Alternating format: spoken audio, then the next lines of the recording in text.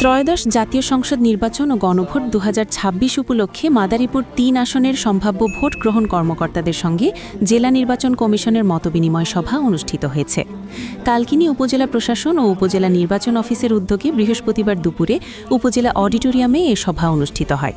মাদারীপুরের জেলা প্রশাসক ও জেলা রিটার্নিং কর্মকর্তা জাহাঙ্গীর আলম এ সভায় সভাপতিত্ব করেন। সভায় নির্বাচনকালীন দায়িত্ব পালনে নিরপেক্ষতা, পেশাদারিত্ব ও আইনানুগ আচরণ নিশ্চিতে ভোট গ্রহণ কর্মকর্তাদের প্রয়োজনীয় দিক নির্দেশনা প্রদান করা হয়। এ সময় উপস্থিত ছিলেন কালকিনি উপজেলা নির্বাহী কর্মকর্তা ও সহকারী রিটার্নিং কর্মকর্তা সাইফুল আরেফিন, মাদারীপুর জেলা আনসার ও গ্রাম প্রতিরক্ষা বাহিনীর পরিচালক শুভ্র চৌধুরী, কালকিনি উপজেলার দায়িত্বপ্রাপ্ত সেনা কর্মকর্তা ক্যাপ্টেন মাহমুদুল হাসান, র্যাব 8 এর কমান্ডার মীর মনির হোসেন, কালকিনি উপজেলা সহকারী কমিশনার ভূমি মাহবুবা ইসলাম, উপজেলা নির্বাচন কর্মকর্তা মোহাম্মদ নিহার রায় এবং কালকিনি থানার ভারপ্রাপ্ত কর্মকর্তা জহিরুল আলম সহ সংশ্লিষ্ট কর্মকর্তারা। Desk news, Kalchakra 24।